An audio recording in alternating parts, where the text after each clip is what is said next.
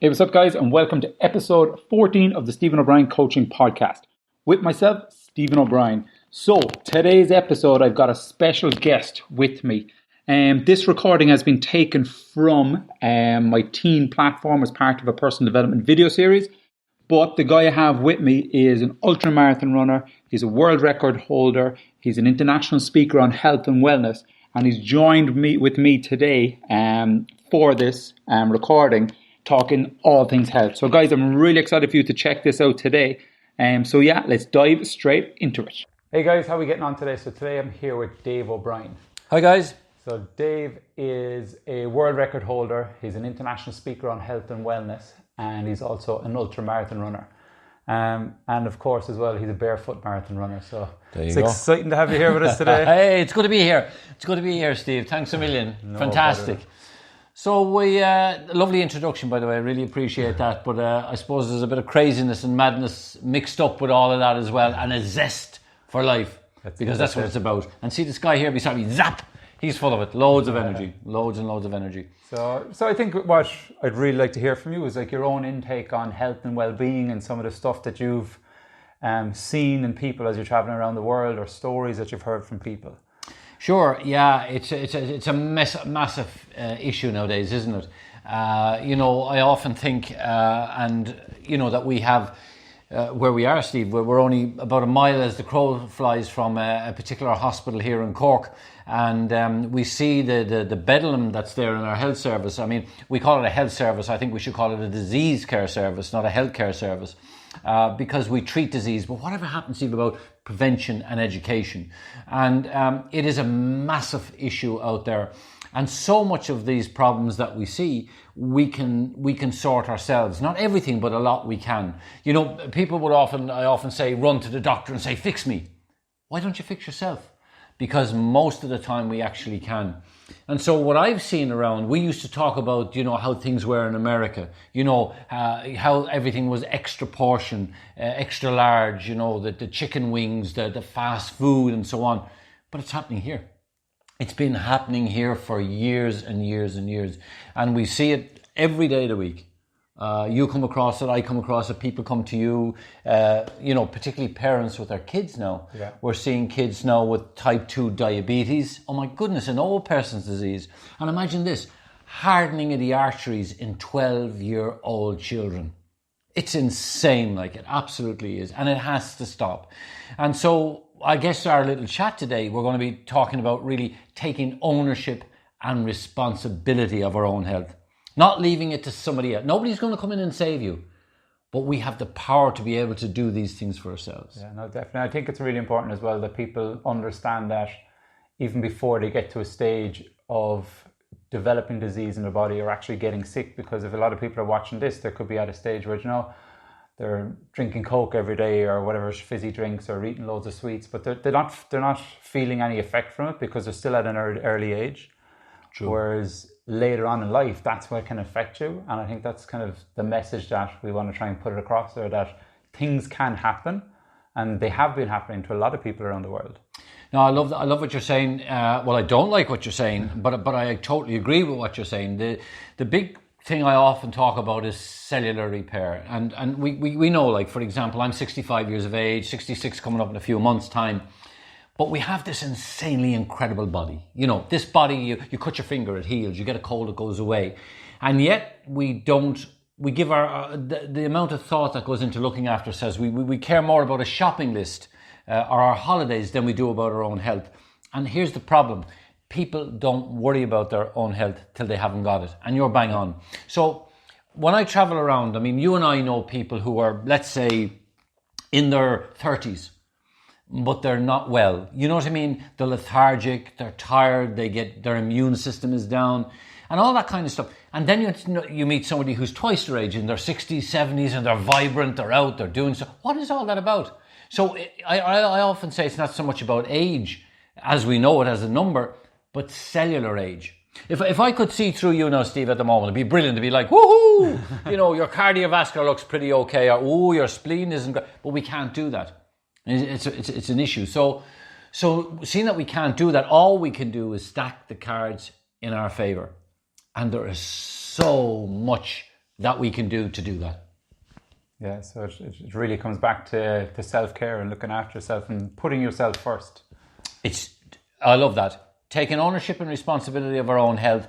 And everyone listening to this, please, no matter what stage you're at, we're not pointing a finger at anybody. I promise you that much. We've all been there. But what I would say is, take care of you. Be selfish. Be selfish today, because what do? All of us listening here today, we look after our partner, we look after our kids, we look after our mum and dads, we look after every by ourselves. It's insane, because we have a responsibility to look after ourselves, because when you look after you, you'll be able to look after many. And that's the way it should be. So I would say be selfish, as Steve said. Start to take care of yourself. And I don't care what stage you're at, what age you're at, it doesn't matter. It's never, ever too late to go boom, to make these decisions, little tiny things, bit by bit by bit, to make a big difference in your life. No, that's brilliant. That's exactly what it is about. It's just about taking that first step. Absolutely. Taking that first step. Absolutely. People say, look, what can I do? You can do, oh my God, you can do so much. It's just insane. You're looking at a guy, people think that I live up a tree and eat the bark and live with the animals. And probably a lot of the time I do, but no, seriously. I was growing up as a kid, you probably don't know this, right? But I was just disastrous. My dad, while he was with us, my dad was very strict. No sweets. It was just fruit and fruit and fruit. And when my dad left, I was 10 years of age, but when I was very young, and then when I got my first job, I always said when I got some money that I would go out and I would buy a sweet shop. Well, I almost did. And all through my life, for up to about 30, I guess, so you're looking at a good, 15, 16 years, I ate bags of sweets, and I had, my mum fed us well, but I ate junk, really bad food. So people who think that I was born healthy, that I just eat, raw avocados and broccoli stalks, I wasn't brought up that way. I was brought up with a good diet, but I had a poor diet myself when I got older. Until one day I decided, and it's a long story, we won't go into today, but things changed in my life, and I started to look after me, realizing that the most important decision that I was going to make in a day was what I put into my mouth. That's the most important, because your body will just respond. Boom! You know what happens? You get a. Here, I'll give you something to try at home, right? You get a bar of chocolate. I challenge you. Go on, take 1 or 2 squares of it now, and wait a second. Wait 5-10 minutes, and somebody else in the room takes some broccoli and just take it raw now. Take it raw. Just take a little piece and just chew it for a few minutes, and I'll come back to both of you in 15 minutes, and I'm going to ask you how you feel. The one with the broccoli, you won't feel any different whatsoever, but the one with the chocolate, it was yummy. I want more, but I feel just a little bit sicky in the tummy. There you go. That's your body crying out, telling you, will you stop?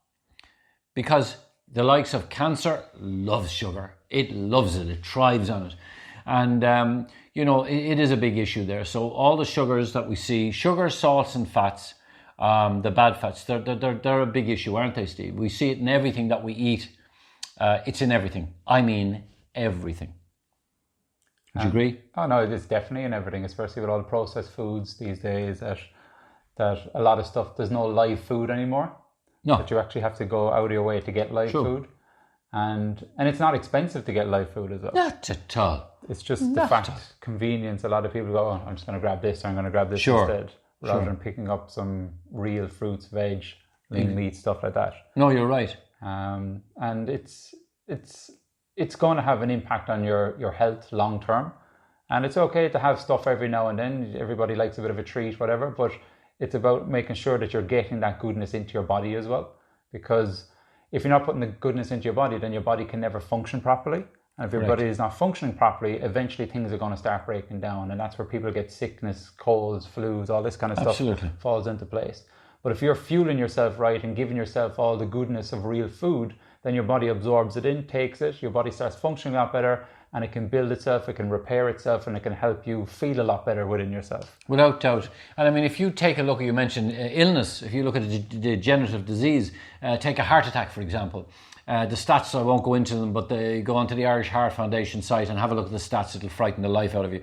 Every day in this country, in Ireland, we have around 27, 28 people die from cardiovascular disease. And you know the sad thing, Steve? the really, really sad thing is that the majority of that is preventable.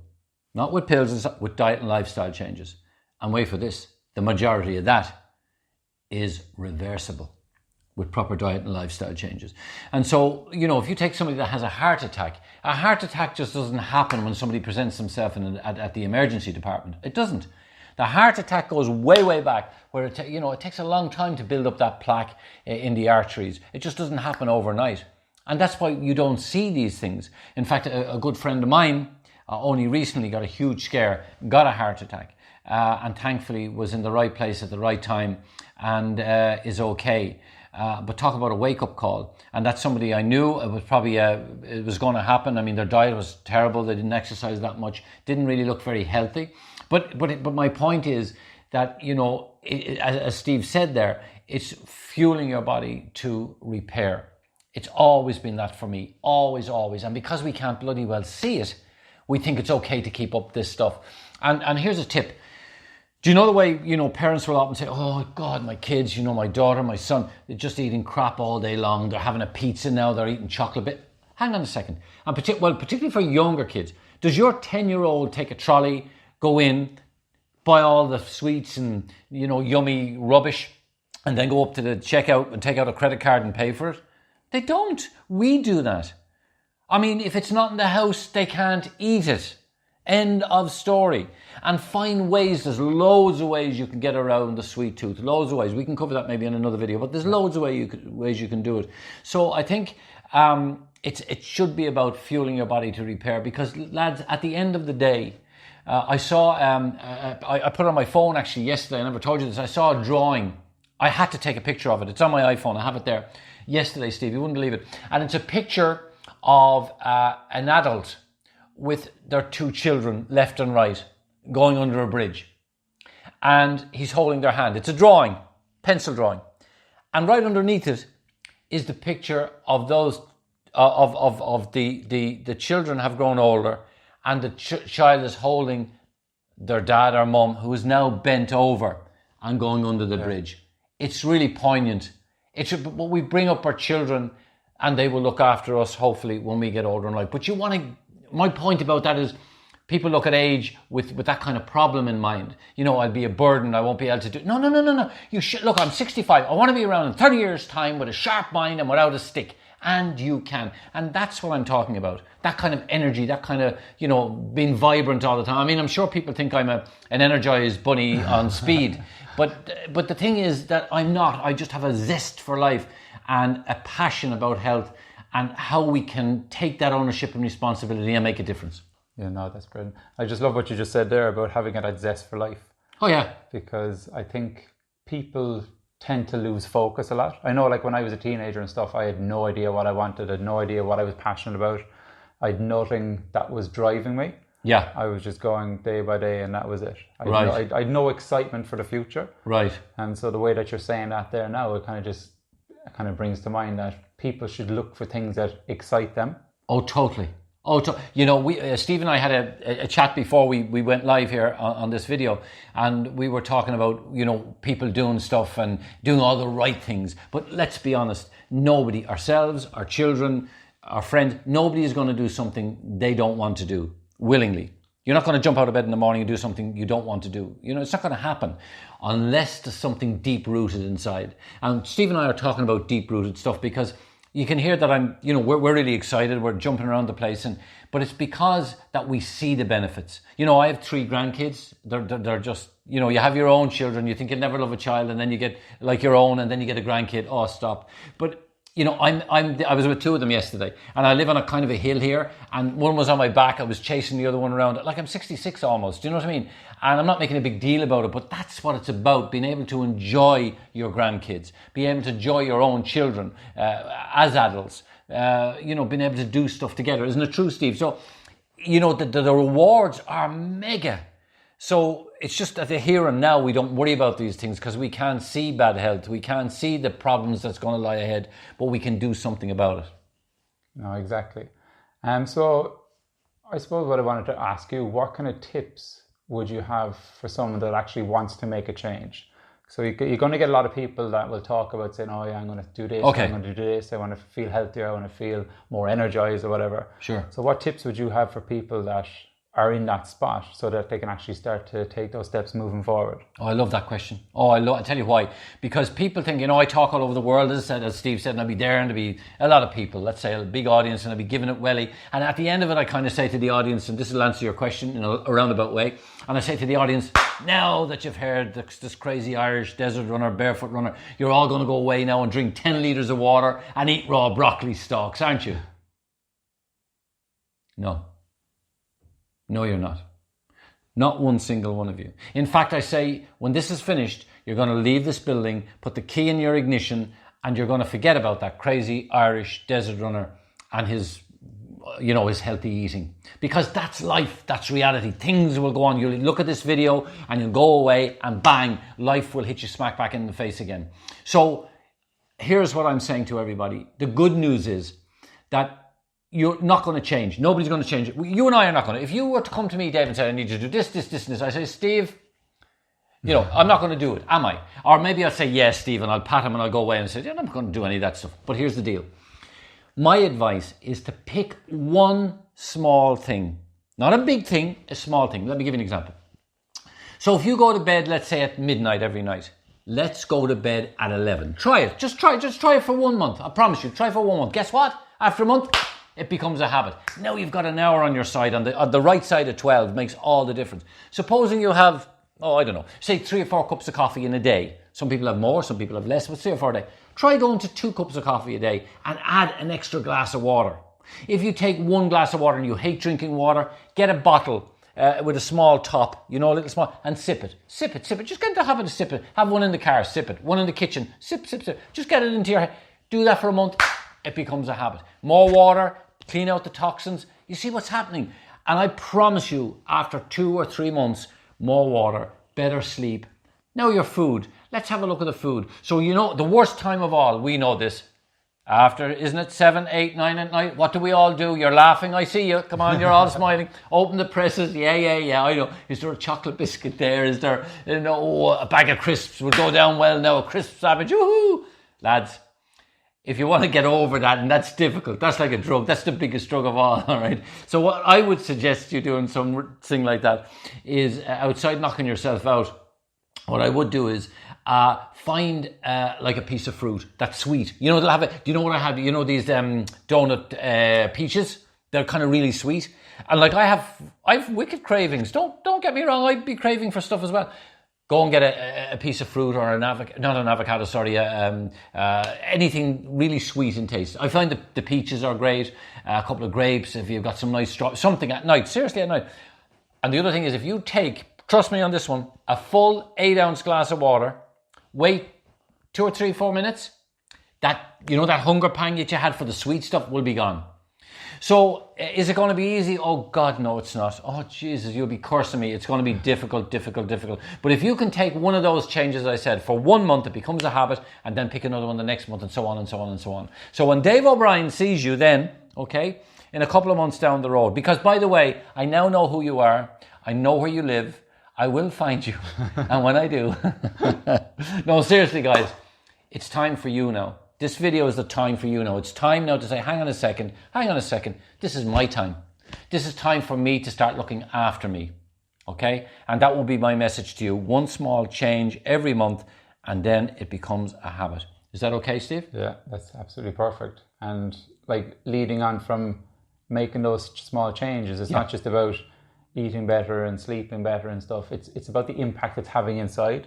It's going to be really good for your mental health, and it's going to help reduce stress levels. Of course. It's going to help improve your energy levels. So it's going to help improve your all-around wellness at the end of the day. It does. And the fantastic thing about that is this zest for life I speak about starts to come back, because we all are like, I guess, people in a hamster wheel. We punch in the 9 to 5 card. A lot of us do. Thank God I'm being paid for something I adore. I would do it for nothing. And I have done for lots of times. But there's many people out there who are caught between a rock and a hard place, particularly nowadays with young people. Do you know what I mean? You've got both. Both members are working. The husband and wife or the partners are both working. If they've got kids, you're getting a childminder or a creche. You're looking at $1,000 a month.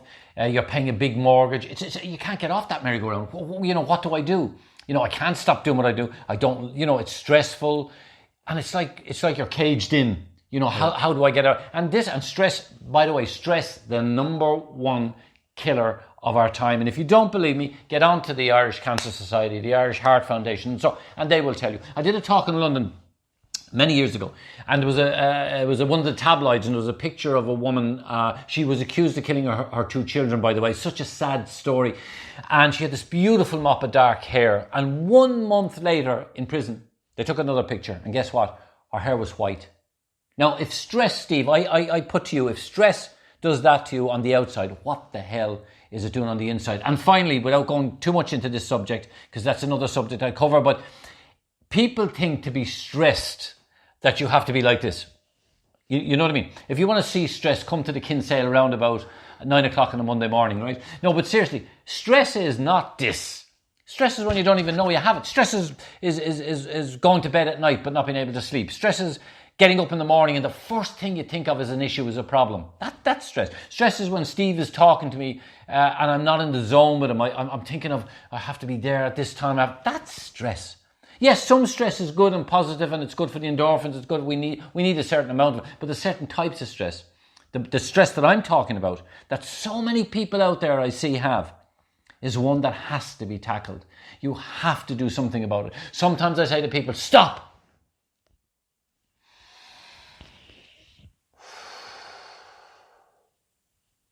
Breathe.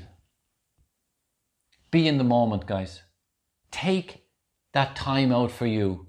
I don't care if it's only 10 tiny minutes in a day. Take that time out from you, away from your husband, away from your wife, away from the kids, away from away from the bloody mobile phone, away from all of that. Just breathe and be in the moment. Your body will thank you for it. No, definitely. No, that's brilliant. Okay. Lots of words of wisdom there. I have one last question for you, though. There's more. Am I getting paid for this? Oh, for God's sake. Just to finish off, so just if you would have any tips or advice for teenagers that are in school, especially in around 5th or 6th year, they're coming towards the end of their school year, so that's kind of when stress levels kick in. Yeah. They might be worrying about what am I going to do afterwards, what am I going to study. Okay. What would you kind of say to those people? Great question again. But you're hitting me with the right questions. We didn't plan this. Actually, we didn't. Jokes aside, he just put on the camera and said, what do you want to talk about? He said, look, anything. Just, we're going to let it flow. And that's the way it should be. That age is such a key part in a young man or young woman's life. And there is the worry. There is the worry. What am I going to do? And this thing of points. I mean, will I have enough points to get what I want? Or, I put so much time and effort into this. My parents have put time in. What if I don't succeed at this? What if it's not what I want to do? All these negatives that bang, keep hitting you. Let me tell you one thing. You, my friends, each and every one of you, there's only one of you on this planet. Only one. Nobody else. You're in flaws and all. We all, warts and all, as I said. But you're the most unique, awesome, incredible human being. There's only one of you. And it's easy for me to say don't worry because it's just easy to throw away that remark. But I promise you one thing. Find out inside of you what gives you joy, what you love doing, what when you're talking about it, your eyes light up. Your heart races, something that really lights your fire. Find out what that is. I don't care what it is. I used to say to my kids, if you want to sweep the streets, I know that doesn't sound very empowering to your children, yeah? But as long as you adore what you do, you love what you do, you're getting fulfillment out of it, and it's who you are, then that's okay, that's fine. Because you will find your niche. You will find it. You're very young yet. I mean, how are you supposed to... people say, you're in 50 and teachers and everything, and parents say, well, what do you want to do when you grow up? No, but seriously, what do you want to do? I mean, I still don't know what I want to do. I probably shouldn't be saying this on camera. Like, all parents will be switching off now. Oh, this guy, stop. But seriously, do not worry about these things. Life is here to grasp with both hands, to go out there and achieve and do what what you really love to do, what's inside here all the time. And you will change in life. You will, you study a particular subject. You go for, I've known many people, my own kids included, absolutely is a perfect example. You go to college, you work really hard, you get a great result out of college, and then after 2-3 years you decide it's not for me. Stop it. Move out. I don't care what they're paying you. I don't care how technical it is. I don't care how high up there you are. If it's not for you and it's not giving you joy, if it's not giving you fulfillment, if it's not you, then you go to the next step. And you can never do a wrong thing. Get that out of your head. You can never do a wrong thing. You go out there and you think, oh, I messed up. Or, lads, I have messed up more times in my life. But that's how you develop as a person. That's how your personality is developed. What doesn't kill us will make it stronger. So never worry about these things. Be that person you know that you are. And I know it's very airy-fairy, or it sounds, not very, structured, but you get the whole sense of what I'm talking about. Yeah, I hope you do. So don't get too engrossed in will I be able to do this, and will I be good enough, or what? Yes, you will. I promise you. And there'll always be Steve and Dave here. Hopefully we'll be around. There's always people, always, and this is very important. We're joking about this, but on a serious note, and with so much mental health, and I'm glad you brought it up. Ireland, by the way, has one of the most serious problems with mental health, particularly among young men, by the way, but men and women in this country. In fact, per head of population, we have one of the most serious problems in the world. I don't know if you know that, Stephen. And there are stats out there from loads of different places that you can go on Google and check. But it's a sad fact. And what I would say to people, and I know this is a common advice, Steve, you do it on your website. I say it when I'm talking around the world. Please speak to somebody. Please speak to somebody. Because there's somebody out there that has gone through what you have, is going through what you have. It's never as bad. That black hole, there's always a way through. I remember times when I was doing this world record, I was out running through deserts in China, in Sahara Desert, Egypt, out in Antarctica, where you're on your own. There's nobody. You're carrying all that weight in your back. You're crying out. Your body wants to stop. Your mind is somewhere. You're just losing your mind. The pain is horrible. You just can't go on. Well, take it from me. There is always one more step. Never give up. Find somebody to talk to. Find a buddy. We can't do it on their own. I need somebody. Steve needs somebody. We all need somebody. Okay? We all want to be loved. We all want to live in peace and harmony, but we all need somebody. And never, ever be ashamed or afraid to do that. And that would be my message to you guys now, you amazing youngsters, looking to go into your, as you said, maybe a transition year, going into your 6th year, thinking of all the options that are there. Every one of you is so individual, but find out what's in your heart. And if you can't get it straight away, then work towards it. You know what I mean? My advice. I hope it's been helpful. That's been brilliant. Dave, thank you so much. Put it there, my friend. Put it there. It's been incredible. Thank you. Absolutely brilliant. Take care, guys. Until the next one, mind yourselves. God bless. So once again, guys, thank you so much for taking the time out today to check out today's episode. I hope you enjoyed it. I hope you got some value from it. If you want to learn more about Dave, follow him on social media. I will put the link to his bio, or a link to his social media within the bio. And you guys can actually check him out. Also as well, if you want to check out my teen platform, go to www.foreverstrongteens.com. It's free for teenagers to sign up. Lots of great tips and tools inside there. And again, if you want to check me out on social media, you'll catch me at Stephen O'Brien Coaching. So guys, thank you again so much for tuning in today, and I will catch you on the next episode.